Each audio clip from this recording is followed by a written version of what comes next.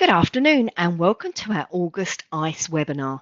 Today we are joined by Jim Rickner, Director of Service and Training at Advanced Ultrasound Systems, and he'll be discussing ultrasound service. Reliability begins with prevention.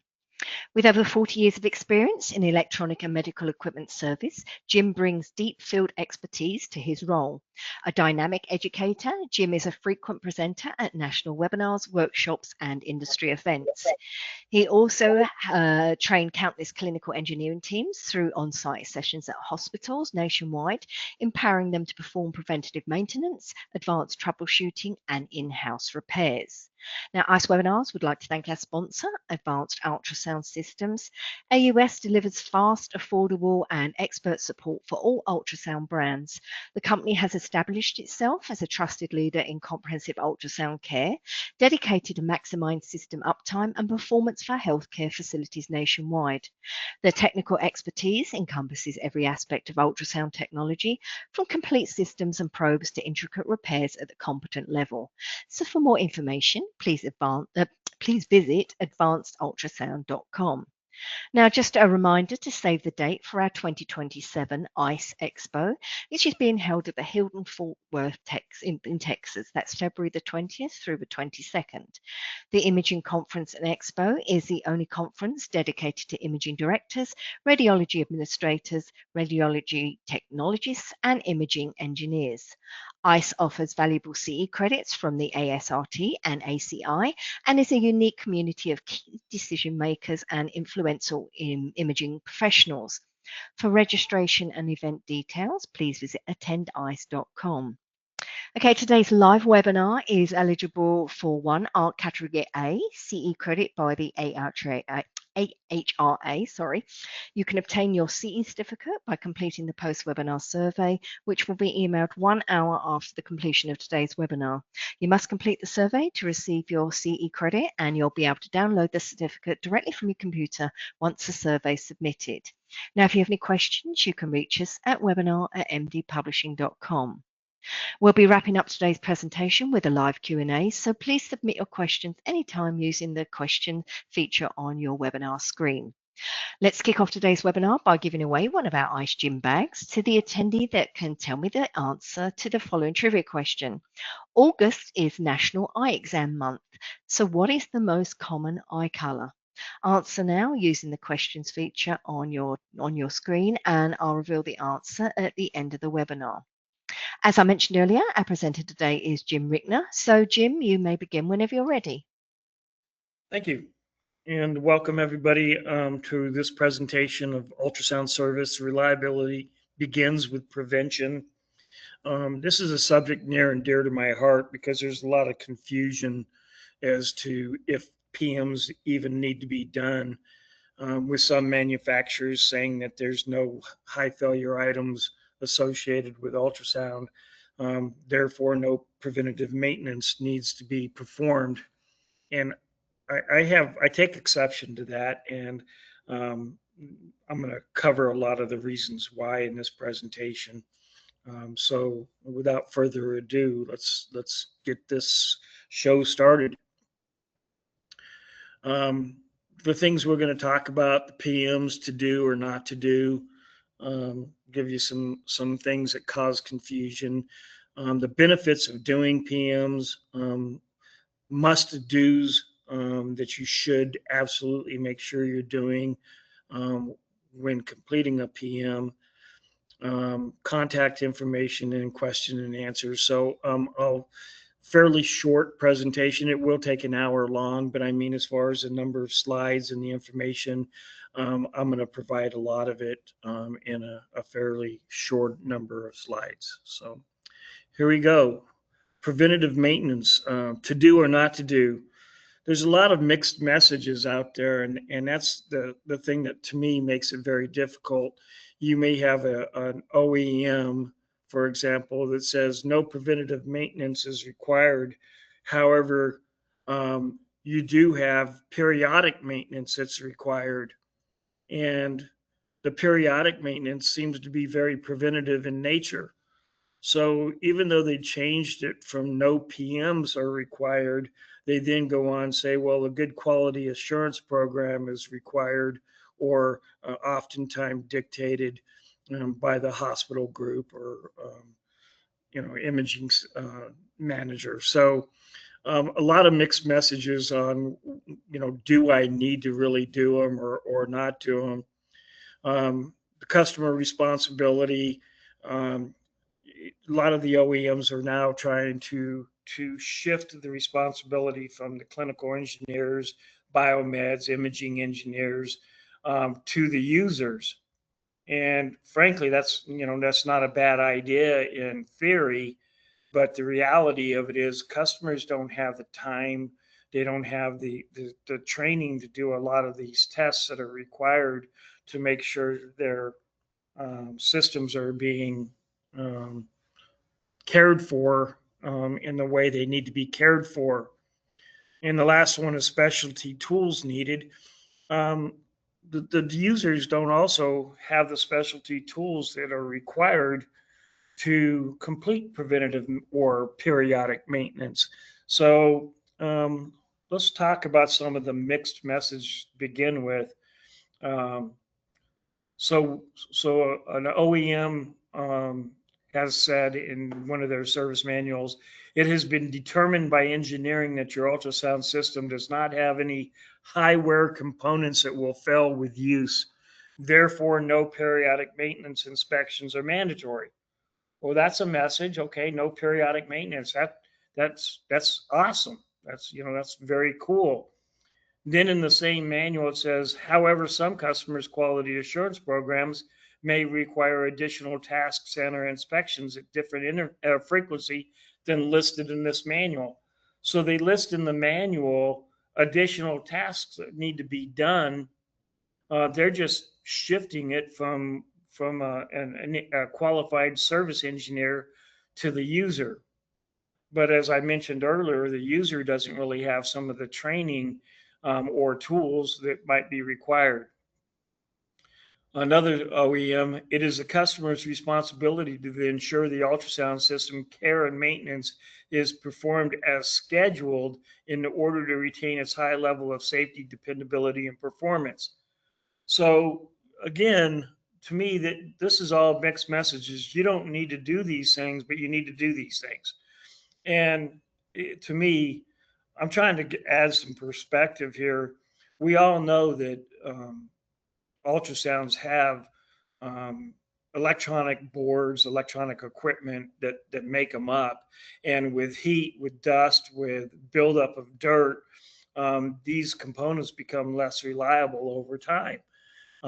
And so if you just simply say that there's no high wear items, therefore you don't need to clean your equipment, um, that seems kind of short sighted. And that's kind of what I want to discuss in the next hour. No, another OEM from a different service manual. No periodic or preventative maintenance is required for the system, transducers, or accessories other than cleaning and disinfecting the transducer after every use. Okay, so you have to take care of your transducer, but you don't have to do anything for the system. And I think it's important to realize that if you don't clean the system, if you don't take care of the system, if you don't back the system up, if you don't do some of the simple tasks that are required, um, I have the thought process that you can pay me now or you can pay me later. It's not something you say to the customer for sure, but the fact of the matter is, if you don't take care of your system, it's not unlike a car. If you don't grease your bushings, if you don't go to a mechanic, get your oil changed, if you don't change the air filter, your car is going to become less reliable over time. And I believe that the same concepts need to be applied to ultrasound. And I think there's a lot of strong proof that will support my beliefs. Customer responsibilities. This is an example of a customer responsibility out of a service manual. Um, Air filter, to clean the air filter. Again, I have no issue with it being assigned to a user if the user is actually going to complete it. But they have a job all by themselves.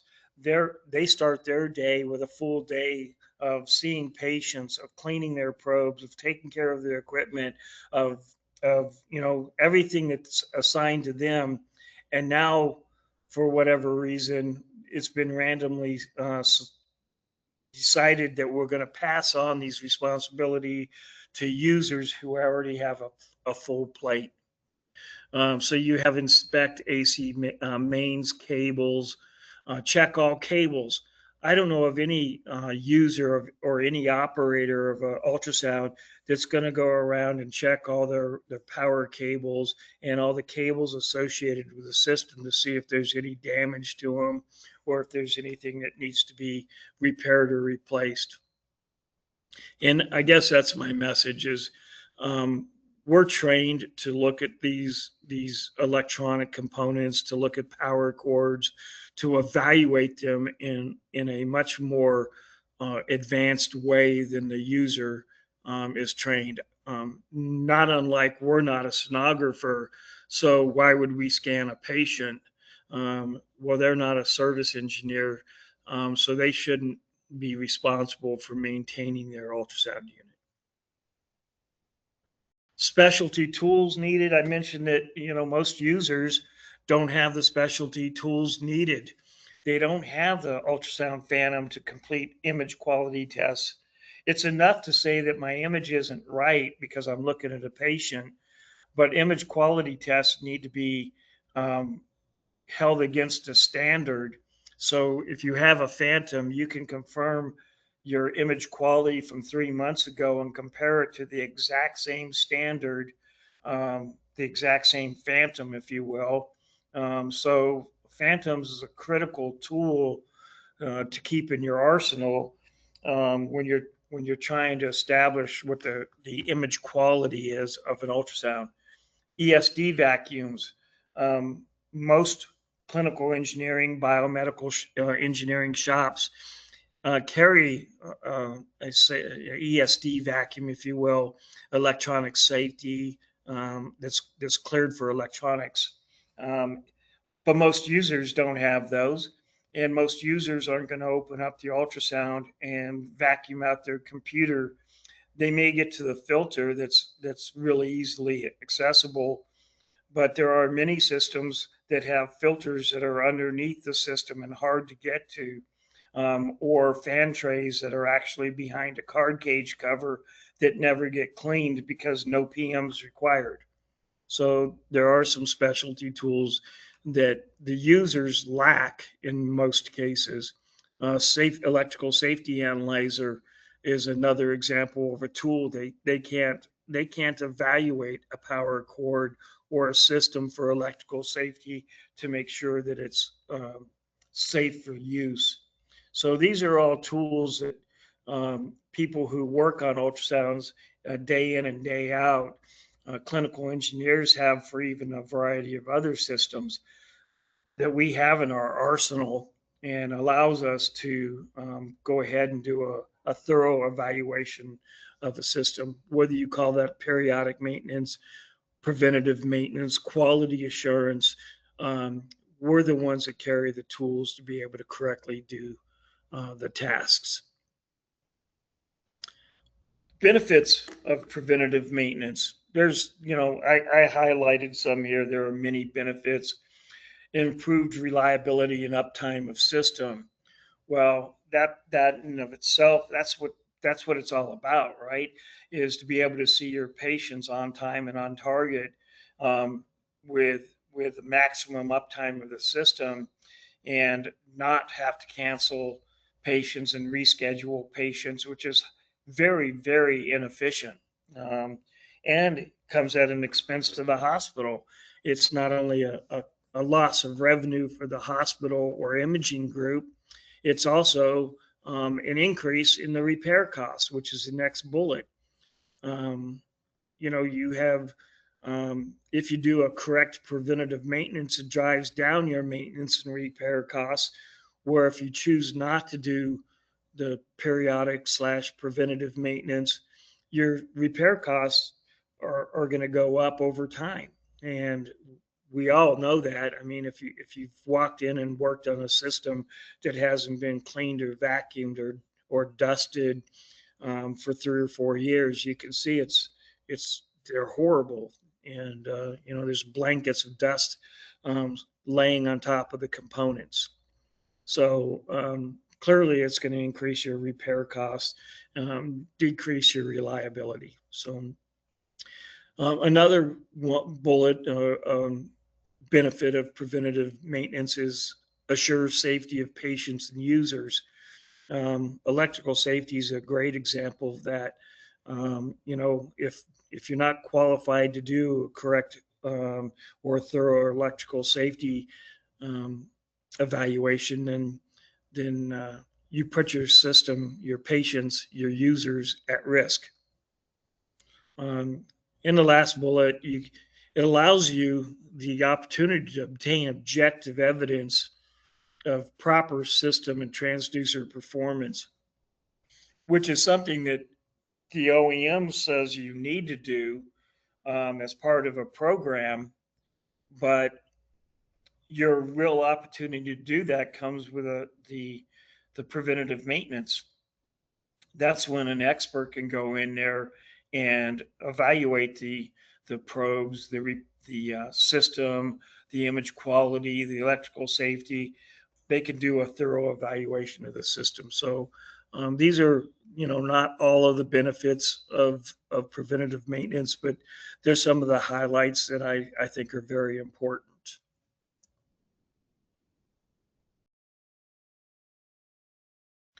So preventative maintenance. Let's talk about some of the things that that are must do's in my opinion.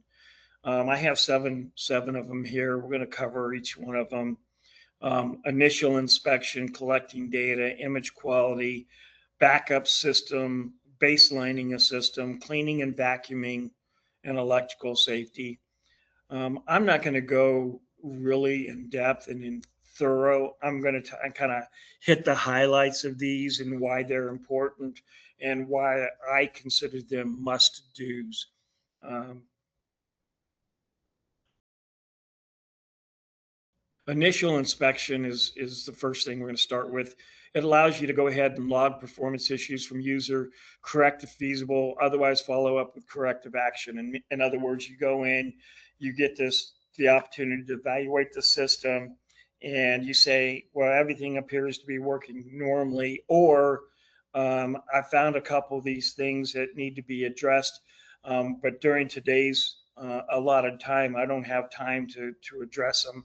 So let me schedule a time with you when you're not using the system that I can come back and address these issues that were documented during my initial inspection.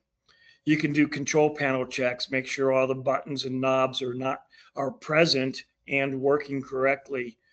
You can make sure the covers and panels are where they need to be, are present, are not broken. There's no holes or gaps in the panels that would allow fluid intrusion, as an example. Um, so you want to make sure that the covers and panels, probe holders are in place and intact, so that the probes don't fall out and damage probes. They're a high damaged item on the ultrasound. Casters wheels, that they're working. Do the brakes work? Do they steer? Do they lock? A lot of things you can check during initial inspection. Displays, are they clean and functional? Does your touch panel work the way it's supposed to work? Are your displays bright and easy to identify and look at your image? External cables and connections, are they safe and intact? Do they pass electrical safety leakage limits? Do they pass your ohm limits? Your So you want to check all these cables. You want to not only check them visually, you want to check them from an electrical safety standpoint. Fans cleaned and operational, Transducers, again, you want to check and evaluate each one of your transducers during an initial inspection. Make sure that there's no delamination, that there's no problems with the cables or casings, there's no cracks in the casing. Gives you the opportunity to evaluate those. It also allows you to open up the interior electronics and clean it, blow out the dust, vacuum out the dust. Clearly, you don't want to blow out dust and have it scatter all over, a patient area, but you also don't want to leave the dust in the system and not get it cleaned out. It gives you a chance to check your peripherals to make sure that they're clean and functional. And also, the last thing is air filters, that air filters are cleaned and intact, present. So initial inspections are very important.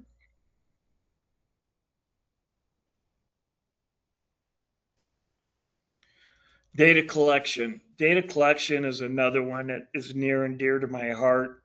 I can't tell you how many times in a service call when I was out working in the field, they want me to come by and look at a system and see if I can help fix it. And when I get on site, they don't know what software is on the system. They don't have a backup of the system. They don't have the options string recorded or a license options file to be able to reload. And it makes it incredibly difficult to do your job without involving the OEM. And so you really want to make sure that you collect several pieces of information. I've highlighted 8 pieces of information that I think are very valuable, very important to collect during a preventative maintenance. And you should attach these to a work order or to your whatever mechanism you use, your database that you use to track all the systems that require PMs. You can take and collect this information and attach it to the serial number of the system so that you don't have to go back. For example, if a customer calls you and says, my monitor's not working, well, if you collected all the system hardware information, you would have the part number to the monitor right there as part of your data. You could open up the list, get the part number, order a part, and meet it on site and take care of the system. So the things that I highlighted, the system software, people say, well, that's not really that important. It's already on the system.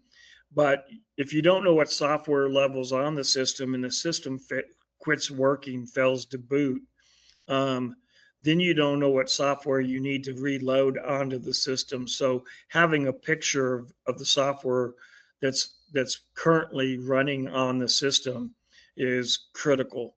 System serial number, that's required if you're going to do any service or have to call even the OEM to maybe get a new option string, as an example. Option strings, if your hard drive fails and the system decides it's not going to boot anymore, you reload software. One of the things that you're going to need potentially to restore it to be fully functional is the option string.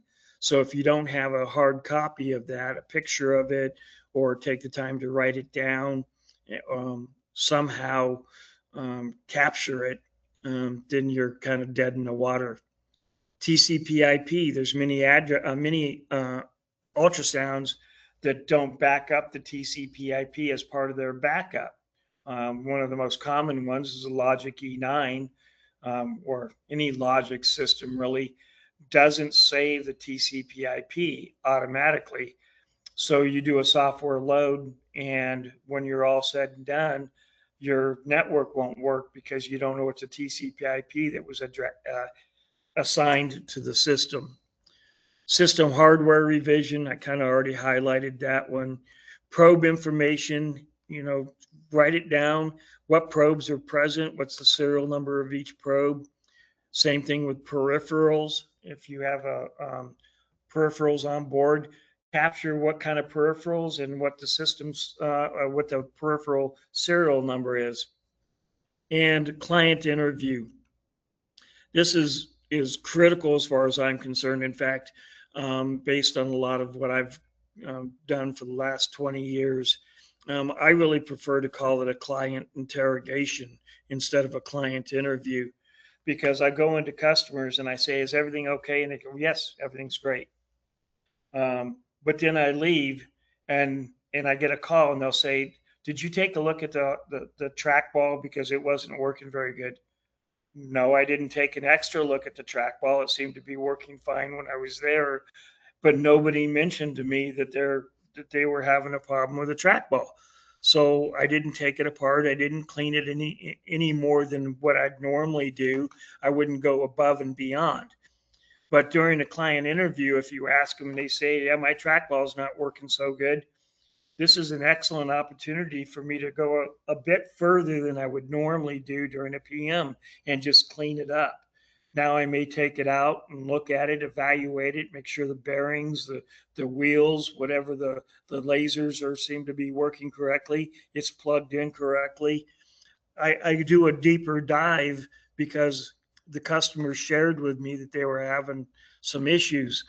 So again, I prefer a client interrogation over a client interview, um, just to try to get to make sure that we know if they are having any issues, that we aren't, we aren't familiar with or we aren't aware of, I guess.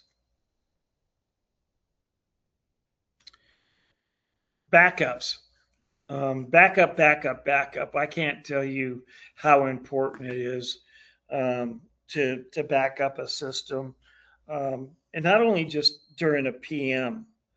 Um, a lot of people say, "Well, I have a backup, so why do I have to do another one?" I do a backup whenever I work on a system. If I walk in because of a service call and they're saying that I have a monitor I think may be bad, because it's got a line going across it.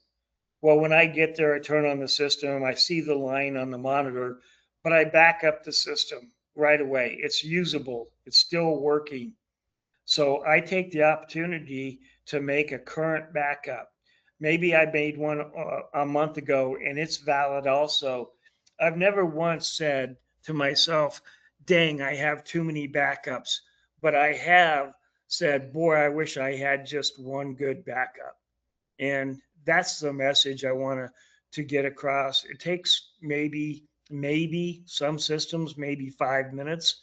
The Voluson would be a good example of one that takes a little bit more time than others. It causes a system reboot, and it probably does take you about 5 minutes, but it's your opportunity to capture um, the settings, the user specific settings, and safeguard them.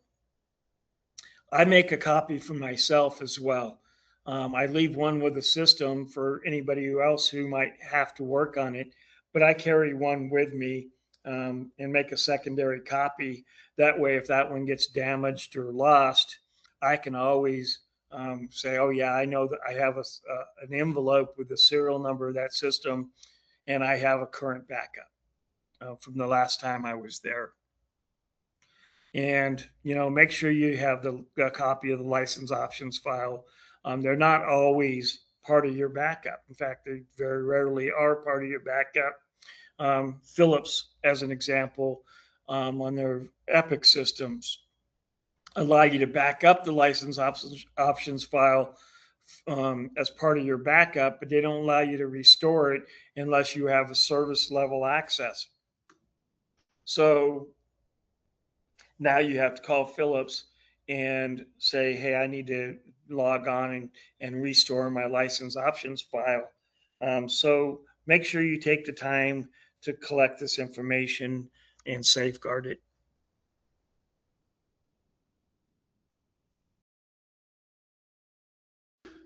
Baselining system performance. Baselining should happen as soon as you get a new system. And I don't mean new as in brand new from the OEM necessarily, I mean when it's new to you. If it's new to your hospital system, if it's new to the imaging center that you're going to, you have a new customer that you've never visited before, so you've never seen the system. This is an opportunity for you to go above and beyond and help you. Um, it may be less important if you work in one hospital where all your ultrasounds, are within a 10-minute walk, say. You can always go up and visit the ultrasound and collect the information needed. But if you're traveling from facility to facility, or say you have 5 facilities that you're responsible for maintaining ultrasounds in, um, it's in your best interest to go ahead and do a baseline. And what do I mean by baseline? Not only do you want to set up or establish that it's working correctly, but during this baseline, take the opportunity to collect part numbers from the parts that are installed. Many of the OEMs now, when you replace a part, has to be replaced like for like. If it's not, it can kick a configuration error and you're stuck having to reload software. But if you could get like for like parts, you can do that. Um, so take the time to collect all your part numbers, your monitors, your control panels, all your board part numbers, and make a list of them and attach it to the system serial number so that you have all your vital product data collected. So in a future occurrence, you know what you need. You know what's absolutely needed to restore the system to um, a functional capability, a functional way of operating. And when you do this, the 3 most important goals of baselining is repeatability, objectivity, and documentation. You want to do the same tests, the same backups. You want to be repeatable. So you don't want to do test the system and establish if it's working correctly using one preset this time, and the next time come in and evaluate using a completely different set of presets. Um, your results aren't going to be the same, and you're really comparing apples to oranges. Um, so make sure that you're repeatable, objective. Make sure that you're not over reporting. An example of that, I find that people say, well, I'm going to measure how far each probe penetrates. And they say, well, I can get to 12 centimeters. And when I look at it, I can only objectively see to 8 centimeters. Make sure you're not over reporting just to make it look better than it is. Um, Make sure that in the future, when you go back there, that you're going to be able to say, yeah, I for sure saw it was at 12 or at 8, whatever the penetration reading was. Otherwise, it makes it very difficult to see degradation over time. And document it. If you take the time to do tests that are repeatable and objective, and you document them, the next time you have an actual call from your customer with, say, an image quality problem, you can pull up the results of your last preventative maintenance and say, I know exactly what this image quality looked like last time. Now let's compare what it looks like now to that, and you know if there's been degradation over time because you've accurately documented your findings during your PM, during your initial PM. Image quality. I'm not going to go way in depth on image quality. It's a very, very important aspect of PMs for sure. There's no doubt about it. Um, but I want to cover some highlights. Setup system for optimal image quality, but that to me sounds kind of misleading, because optimal image quality would say to me that you want to have all your enhancements like for GE, crossbeam turned on, or for Philips, Sono CT turned on, or maybe harmonics turned on. But you don't want those enhancements turned on. One of the things you want to do to accurately evaluate a system and probe is to turn all your enhancements off and then optimize your image quality.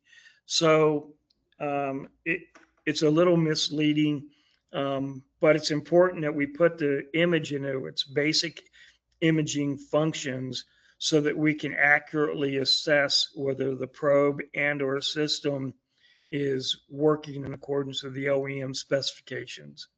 So use multiple frequencies. Every probe, every modern probe has multiple frequencies.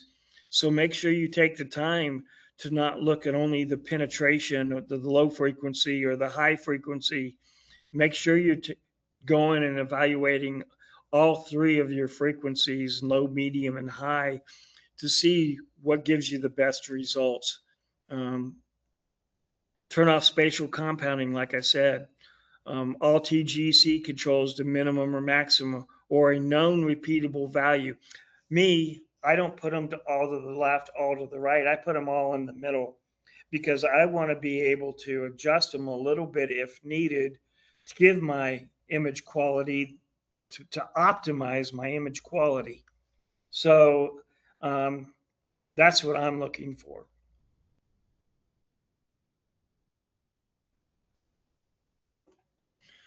You want to be able to evaluate axial and lateral resolution. And basically, that's the evaluation on whether you can see two objects that are close together from top to bottom, which is the image on the left that you can see, or two objects that are side by side very close together. By evaluating this on your Phantom, you have the axial lateral resolution array. On newer Phantoms, it's marked.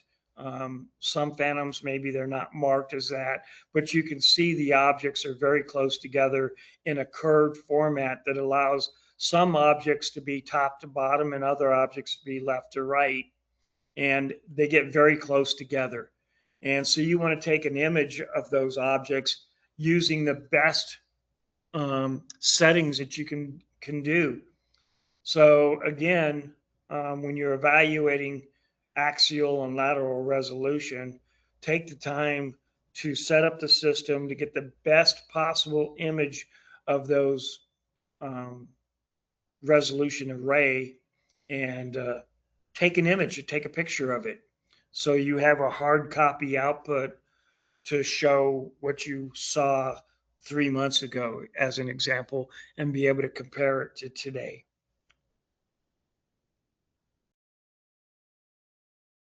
Image uniformity testing.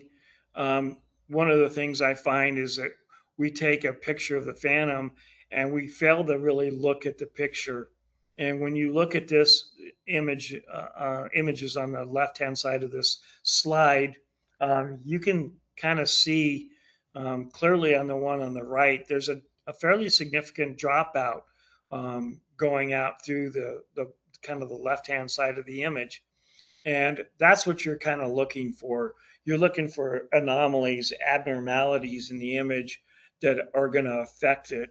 And you need to then document that finding, have a hard copy printout, and be able to show why.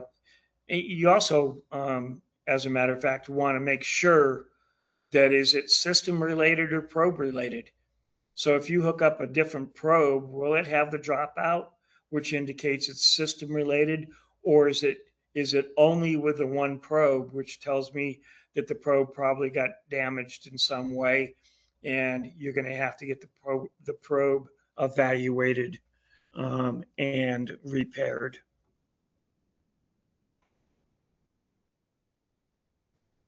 Geometric accuracy, okay? You have items on your Phantom. I have them circled there in red, and that allows you to see if your caliper measurements on your ultrasound are accurately measuring known distances. Now, each one of the dots going vertical in nature are 1 centimeter apart. So I circled the 3 because those 3 represent 2 centimeters. The 2 that are horizontal that have the circle around them are identified on your phantom as being 2 centimeters as well. So they're actually identified as that. So you measure those, and then you determine whether it meets the requirements within 2% or 1.5%, based on whether it's horizontal or vertical.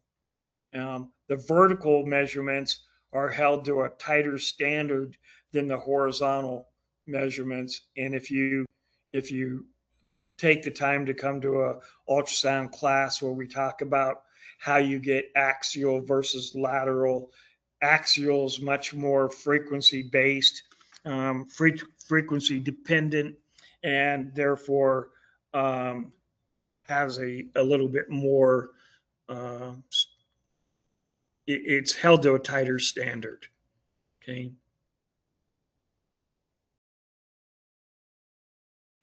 System sensitivity, and people call on this oftentimes. System sensitivity, in effect, is just system penetration.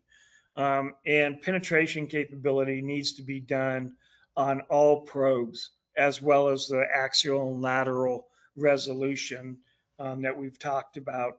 So when you're evaluating system sensitivity, you need to select each probe that's associated with that system, and you need to then check to make sure that you're testing it on each frequency that that probe's capable of using.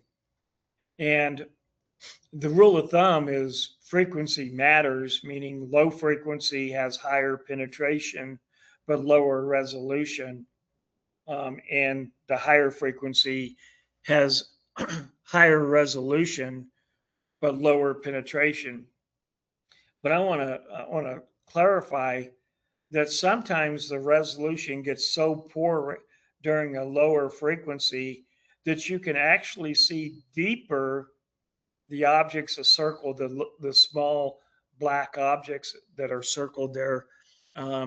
You can actually see the smallest of those black dots better with a higher frequency because the resolution just isn't good enough at a lower frequency. So you need to test all frequencies and see and determine what frequency gives you the best penetration to evaluate how deep you can see the small cysts on the phantom. And again, if you have any questions, don't hesitate to reach out to me. I'll be happy to explain that um, more clearly.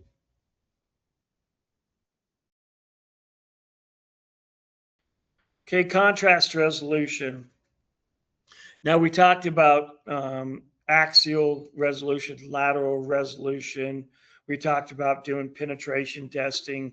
And that has to all be done using every probe and testing every frequency to be able to determine whether or not you can, what the best setting is, if you will. Contrast resolution, however, you only have to test this contrast resolution using one probe. Okay, it gives you the instructions on this slide, just like we have on every other slide. But contrast resolution, you only test one probe. In this example of the image on the left, we've used a curved probe. We can see all 6 objects with one scan, so we don't have to have multiple scans. And clearly you can see the 2 objects in the middle become very difficult to see. They're very, very close to the background of the phantom. So they're still present. You can still see them, but they're very difficult to see. And that's pretty typical when you're looking at contrast resolution. The objective, however, is to make sure that you can see all 6 objects and that all 6 objects look differently, that they don't look the same. And that's important to realize. If you have two objects side by side, two of these round objects side by side, but they look the same shade, then you won't be able to determine that they have different densities, and so you can misdiagnose or not see structures within the human body. So you really want to evaluate the system for this. Um, so it's pretty critical that we do this test, but we only have to do it um, using one of the probes attached to the system.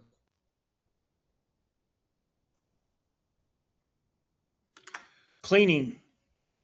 Again, one of the dearest things to my heart is a clean ultrasound doesn't fail, which isn't completely true. But I'm telling you, the cleaner you keep the electronic components, the longer they're going to last. So clean the filters at every PM interval. I highly recommend 2 PMs a year. Again, it gets back to the pay me now or pay me later concept. If you don't do 2 PMs a year, and this ultrasound system's operating in a fairly dirty environment, meaning there's lots of dust, you're going to find that the components and the filters are very dirty and clogged if you're doing it only once a year. So I highly recommend twice a year. Clean fan, excuse me, clean fans if applicable. Some of them have fan trays that you can remove and clean and vacuum. I highly recommend doing that. If you have any questions, I know the Logic E9 as an example, Vivid E9 have removable fan trays that should be cleaned during a preventative maintenance. The new Logic E10s have a fan on a video card inside of the Eagle carrier board that need to be cleaned and make sure that they're running smoothly. Otherwise, they quit spinning and the graphics card overheats. So there's lots of opportunities there for you to take care of it. We clean a trackball during every PM. Again, I take the ball out, I clean the ball, I check in there to make sure it's if it's laser or if it's got wheels that they're working smoothly and they're clean. Um, Clean UI buttons that have gel on them. Some of them are much worse than you can imagine. Take the opportunity to clean probes and cables, which is also a great opportunity to inspect the probe and cable to make sure that there's no damage like cuts or nicks or damage to the cable or probe. Be careful what chemicals you're using. We have lists of chemicals that they want you to use or don't want you to use. Um, and I love magic erasers for some of the footboard cleaning, some of the stuff that keeps it a lot nicer looking, in my opinion.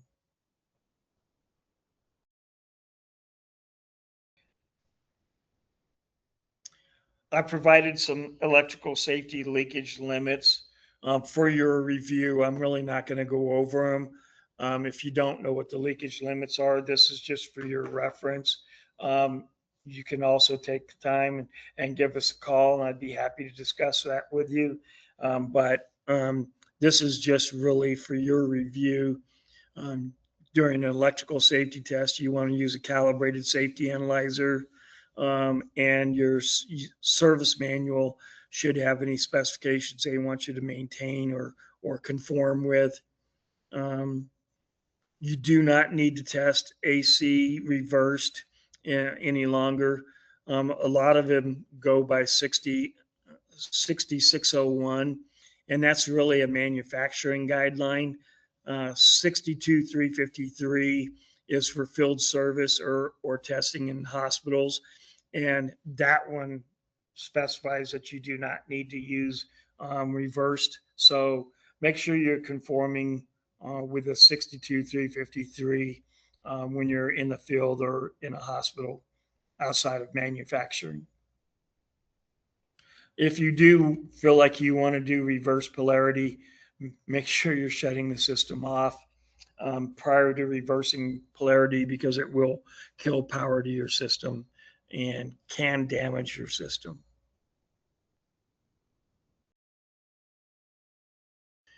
These are some examples of tests that are required. I'm not going to go through them all. I just wanted to give some examples. Again, your service manual lists the tests that OEM mandates that you perform.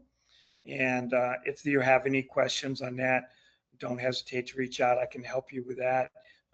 These are just examples of tests that they would like you to perform to comply with their PM requirements or quality assurance requirements. So in review, basically, this is things you would check during a preventative maintenance.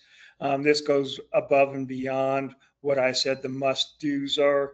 This is a line-by-line account of what you would do during a PM. We have PM form that we follow every time we do a preventative maintenance or periodic maintenance. And I highly recommend you develop one if you don't already have one. If you have questions about the one you want to develop or you have developed, I'd be happy to review it and say and give you my feedback on what I think should be revised, or if I feel like it meets, for example, ACR requirements. And that's what we have right now. So without further ado, if you have questions, I'd be happy to take some time and answer them. So do we have any questions?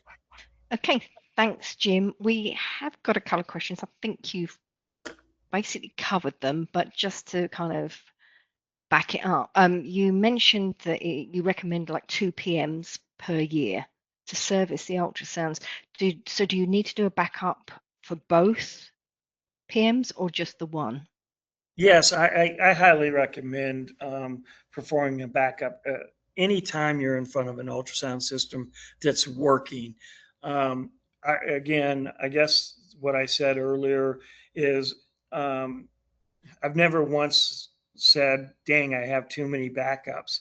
But I have gone into a system where they didn't have one and really wished that wasn't the case, because then you're stuck with manually creating network settings, personalized presets, and it becomes a very painful process if you don't have a backup. So my recommendation is to do the PMs every time you get in front of the system. Okay, so before we wrap up, this last question is, what are the most important things to accomplish during a PM? Could you Well, briefly summarize that? yeah, that's kind of my must-do list. But if I had to summarize that, you want to do image quality testing, you want to clean the system, you want to capture your vital product data, which is your options key, for example. You can't live without it. You want to get your TCP/IP address. So if you can do that, and you want to do electrical safety, those are kind of the things that if you don't have those, and you're really putting your user or your patients at risk, and you're compromising your ability to recover your system. Perfect. So I have got another question from an attendee. Don't know how detailed it's going to be, but it's, are you able to load software on the Phil IPS Epic V.11 and V.10? Yes, we have the ability to load software on 10s and version 10s and 11s. However, having said that, it will require a Philips service level access, which we can provide. But what we do, the way we do that, is if you call in to try to accomplish that, we contact Philips on your behalf, and we get a code from Philips, and then we just pass that code on to you. We're not able to generate codes ourselves. There's, in fact, I don't know of anybody who can do that, but we do have a close working relationship with Philips that allows us to get those codes. Perfect. So attendees, if you've got any further questions, you can see Jim's email on the screen. So please reach out directly to him, and I'm sure I'll be very happy to answer your questions. So thank you so much, Jim, for your time today and for a great presentation as usual. Now, if you'd like more information about today's sponsor, please visit advancedultrasound.com. Now, as promised, the answer to today's trivia question is brown. So congratulations to our winner, Kayleen Terry in Arizona. Now, just a quick reminder, you can obtain your CE certificate by completing the post-webinar survey, which will be emailed 1 hour after the completion of today's webinar. You must complete the survey to receive your CE credit, and you'll be able to download the certificate directly from your computer once the survey is submitted. If you have any questions, you can reach us at webinar@mdpublishing.com. Please visit icewebinars.live for more details of all our upcoming ICE webinars and, of course, complimentary registration. And if you've missed any of our past ICE webinars, including any by Advanced Ultrasound Systems, please visit icewebinars.live to view our whole webinar archive. So thank you once again for your time today, and I hope you will enjoy the rest of your day.